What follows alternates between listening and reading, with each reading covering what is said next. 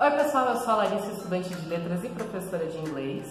Eu sou a Jasmine, sou amiga da Larissa. A gente se conheceu na escola, né? A gente se conheceu na escola, a gente estudou na Escola Italiana Eugenio Montale.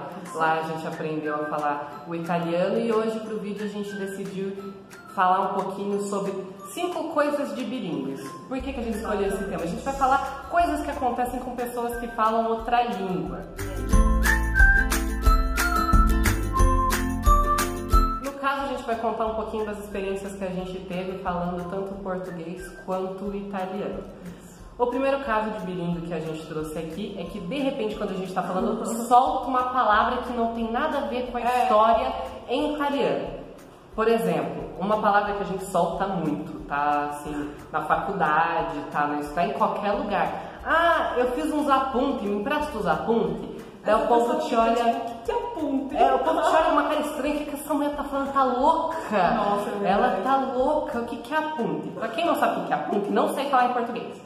Ponto número 1, não sei falar em português. Anotação. São anotações? Tipo... Pra quem sabe falar inglês é take notes, né? Quando o professor tá falando, você escreve no caderno que ele tá falando pra estudar. Mas é uma palavra bem... que a gente usava muito na escola, aí com o hábito... a gente acabou continuando usando. Anotação não existe na minha cabeça. Se você falar pra mim, faz anotação, vou ficar... Você fica, o que é anotação? A gente não sabe o que é anotação, a gente sabe o que é apunte. Isso. Né? Outras palavras também que foi muito da escola que a gente usou foi cartellone, que é a cartolina, que na verdade a gente não usava cartellone, a gente fazia uma tradução mal feita e virava cartelão. Tipo, não é nem cartolina, nem... Não é nem português nem italiano, é uma tradução mal feita do que a gente fez. Um jeito brasileiro de falar um negócio em italiano. É exatamente isso. Outra palavra também que a gente usava era folha de protocolo, né? Que são as folhas ao maço. É verdade. Não tem nada a ver folha de protocolo com folha ao maço. Então, a primeira vez que eu fui pedir folha de protocolo na escola, quando eu não falava italiano, eu não tinha a mínima ideia do que eu estava falando. Eu só cheguei pra moça lá, no balcãozinho, e falei, eu preciso de 20 folhas de protocolo. Daí, eu não tinha a menor noção do que estava falando, ela me entregou folha ao maço. Eu fiquei... Isso tem a ver com protocolo. Até agora, quando vai comprar folha ao maço, eu não consigo falar o maço. Eu falo às vezes, mãe, vou comprar folha de protocolo. Daí, todo mundo continua me olhando estranho, porque ninguém sabe o que é folha de protocolo, a não ser eu. Você é a galera da nossa escola, né? Que aí a gente fala um pouco misturado de tudo, mas todo mundo se comunica, né? Brincando com esse ponto que de vez em quando saem umas palavras em italiano, em inglês, sai de vez em quando os troços meio esquisito, né? Uma coisa que acontecia muito na nossa escola, acontece com a gente também, às vezes um tá falando em italiano, outro tá falando em português e todo mundo se entende. Pelo menos a gente se entende. Pelo menos se entende. Ela tá falando em italiano, eu tô respondendo em português, o taxista que tá na frente não tá entendendo o que tá acontecendo, mas a gente tá se comunicando. Aí de nada, no meio da frase em português, lançou uma palavra só em italiano. Ele lançava uma palavra só em italiano. E a gente tinha também muitos amigos que falavam outras línguas também, então às vezes surgiu um inglês no meio. Nossa, quando jogava stop. Quando jogava stop. A gente fazia um stop diferente, que era um stop que você podia colocar qualquer palavra em qualquer língua. Tipo, você podia fazer, desde que começa com tal letra, pode ser qualquer língua. Pode ser qualquer língua, mas você tem que provar que tá na língua. Se você tá num grupo... Aí dava uma briga. Dava uma briga, porque o povo às vezes não acreditava que era na língua, às vezes achava que tava inventando a palavra. Aí coloca no Google Tradutor. Procurando no dicionário, mas tinha que dar um jeito. Então era uma coisa que acontecia muito na escola, né? Uma coisa que acontece também muito com a gente, pessoas que falam outras línguas, é as pessoas que não falam outras línguas achar que a gente é dicionário. Parece que, pelo fato da gente saber outra língua, a gente tem a obrigação de conhecer todas as palavras da língua. Agora a pergunta que eu faço, você que está me assistindo, sabe todas as palavras da língua portuguesa? Se você sabe, eu duvido.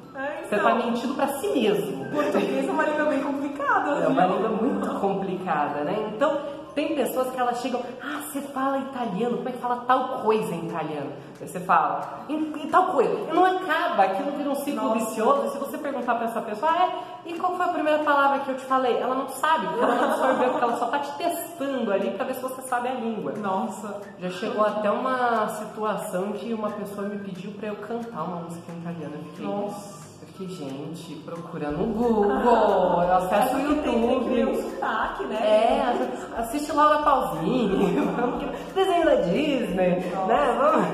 Vamos fazer umas coisas diferentes, né? Eu cantar em italiano, caramba. Uma outra coisa que acontece também muito com a gente é Quando a gente fala que fala uma outra língua, a pessoa acha que é snob, que tá sendo metida com ela, que tá se sentindo superior. A pessoa, não, gente, a gente precisava... No meu caso, eu precisava aprender italiano pra passar de ano. A maioria das matérias era em italiano, caramba. Se eu não aprendesse italiano, não ter reprovado em italiano, matemática, história, geografia, reprovava em tudo. No seu caso, seu pai é italiano, você não se comunicava com o pai, né? Exatamente. Não conversava com o pai.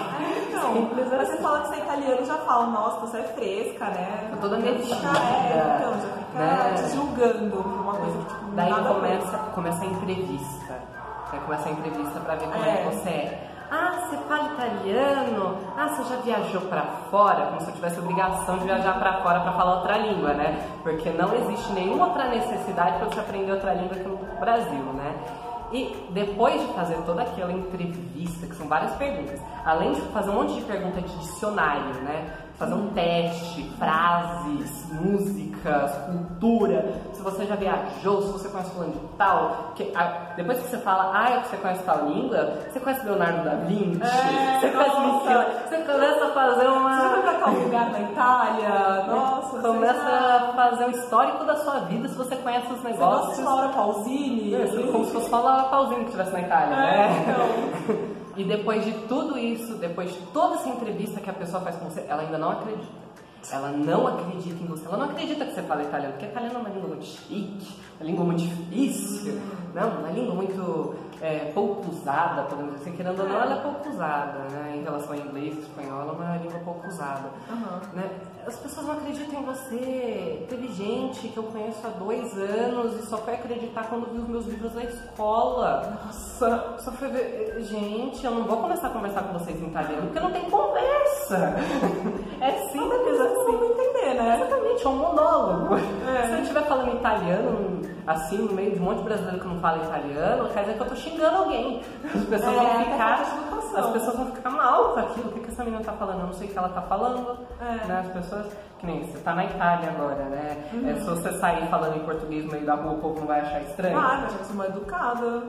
Sim, tô falando mal de todo mundo. Eu não tô te entendendo, você tá falando mal de mim. Exatamente. As pessoas já pensam mal, né? As pessoas nunca vão pensar uma coisa boa. Elas sempre vão pensar uma coisa ruim. Uma coisa impressionante. Nossa, demais. E uma quinta coisa que a gente separou aqui pra falar de bilíngues é que depois que você aprende outra língua, pelo menos eu acho que eu senti mais do que ela, porque eu aprendi uma língua mais velha, já tinha uns 12 anos, né? É aprender mais sobre a língua portuguesa, sobre minha própria língua mãe. Porque tinha muita coisa que você vê assim no dia a dia, você não repara que aquilo tá em outra língua, que veio de outra língua, que nem todo mundo fala, eu quero um chiclete de tutti-frutti. Mas que porcaria que é de tutti-frutti? Primeiro que não é tutti-frutti, né? É tutti-frutti, né? Que significa todas as frutas. Então é uma mistureba de um monte de fruta ali, que é um sabor estranho. Nossa, né?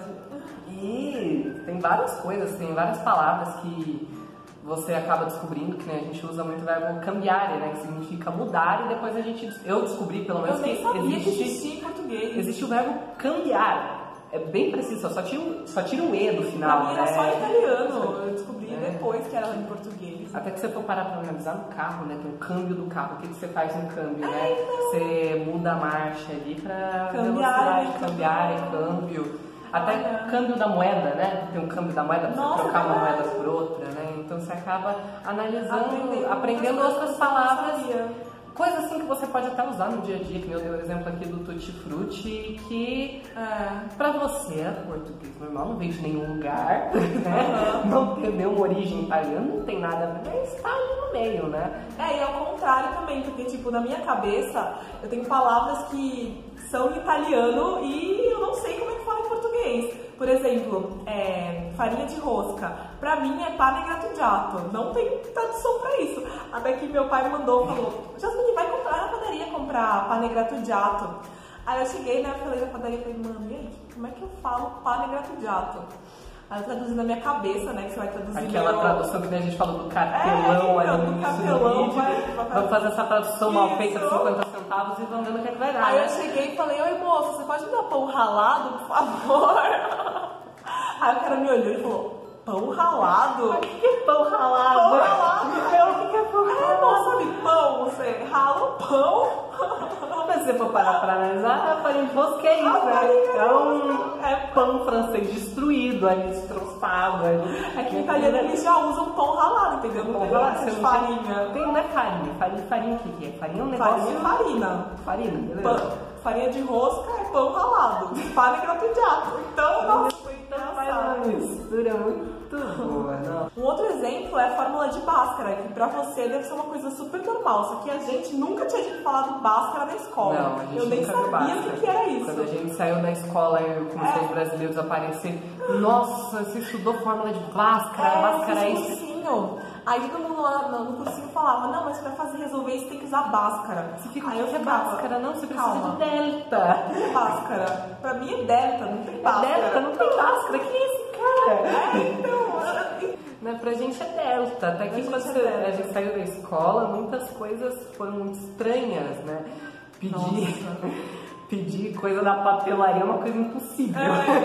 Pedir coisa na papelaria é impossível. A gente vive em um ambiente que era misturado italiano, né? Mais italiano que português mesmo. Mais italiano que português. Se enfiava inglês no meio, que tinha coisa que você, se você não soubesse inglês, você não entendia o que estava acontecendo. Né? Não, era uma mistureba das grandes. Né? Uma coisa que as pessoas também fazem bastante é pedir que a gente traduza. Às vezes tem aquela música linda. Né? Andrea Bocelli, né? Nossa, o que fala nessa música? Faz uma tradução pra mim, ela que é escrita, né? Então, e ela não vai te dar um centavo pra isso, vai trabalhar de graça, porque a letra tá na internet, você pode pesquisar a letra muito bem na internet, e ela quer que você traduza. Não vai te dar um centavo, não vai nem te dar nem comida como agradecimento, não vai nem pagar o pastel. Tem gente que não paga o pastel. Né? E pede pra você traduzir, mas moço, nem todas as palavras são traduzíveis. É verdade. O conceito ele é traduzível, as palavras não. E ainda mais ou menos. Lembra que a gente tinha um professor, inclusive, que falava que tradução é traição, porque é impossível. É traição da língua, você tá traduzindo aquilo. 100%. Então, traduzir um livro é quase que um pecado, né? Porque você perde muito daquele conceito do original. Da língua mesmo, que a pessoa pensou, porque um brasileiro pensa diferente de um italiano. Sim, isso é uma questão cultural, né? E haja nota de rodapé pra colocar, pra fazer o brasileiro entender o que tá acontecendo. Né? E às vezes não entende. Porque não está inserido naquela realidade, né? Vamos colocar palavrinhas bem simples aqui, por exemplo, traduzido do português para o italiano. A palavra saudade não tem. Não tem tradução. Não tem uma outra palavra que eu acho que não tem tradução também, é favela, né? O povo fala favela mesmo. Eles falam a palavra porque lá favela. não tem, né? Eles não vão usar um termo para isso. Mas saudade é uma palavra que nenhuma língua consegue traduzir. Não, nenhuma língua consegue traduzir. Só brasileira. As línguas, elas até tentam, né? Que nem em inglês a gente tem I miss you, né? Só que I miss you é uma coisa... Não é a mesma coisa. Não é o mesmo sentimento. É uma coisa, assim, parece que você faltou na aula, sabe? E o professor sentiu da falta da presença de um ser humano na cadeira. Essa sensação que eu tenho, pelo menos. O italiano também não tem um significado para traduzir saudade. Aqui, me manque. Mas mesmo assim... Me manque o quê? Me manca de sólido? Mas não é, porque falta de dinheiro, falta, né? Que não é igual. Não é o mesmo sentimento, é parecido, assim. Você pode até fazer uma tradução assim, mas não é a mesma coisa, não é o mesmo sentimento. E também o italiano acho que não consegue sentir, não sabe exatamente o que é saudade. Pra ele é um conceito muito abstrato. É uma coisa que brasileiro sente muito, né? Brasileiro é um povo bem quente, bem apegado, todo mundo. É sentimental, querendo ou não, brasileiro, ele é um povo sentimental, seja pro bem, seja pro mal. Tem situações ao contrário, né, que a gente fala que a gente deu alguns exemplos do italiano que a gente não consegue passar pro português, que algumas coisas de hábito nosso e tem outras que não faz sentido, que nem a gente falou do prendere appunti. Prendere appunti, pelo menos pra gente, não tem a mesma sensação de fazer anotações. Não é a mesma sensação, é diferente, é uma coisa diferente. Parece que fazer anotação, não sei, a sensação que eu tenho é que você está fazendo menos do que você devia estar fazendo. A anotação parece uma coisa pequena, apunte parece que está fazendo um trabalho muito maior, então é bem diferente. A anotação parece que, sabe, alguém ligou, posso falar com o fulano de tal, ele não está no momento, daí você anota o nome, o telefone que queria, né? O apunte parece que você está quase transcrevendo o que o professor está falando, né? Você tem uma sensação mais disso. A anotação é uma coisa mais objetiva. Isso. Uma coisa mais objetiva, uma coisa mais direta. O aponte parece que é uma coisa mais detalhada, quase que como se você estivesse reescrevendo o livro. Bom, pessoal, foi isso por hoje. Eu espero que vocês tenham gostado desse vídeo, que foi um pouquinho diferente, com uma participação especial. Se vocês gostaram, não deixe de curtir, compartilhar. E se vocês gostaram mesmo da Yasmin aqui do meu lado dando as dicas, curte bastante para ela voltar. Então foi isso, até semana que vem. Tchau! Tchau!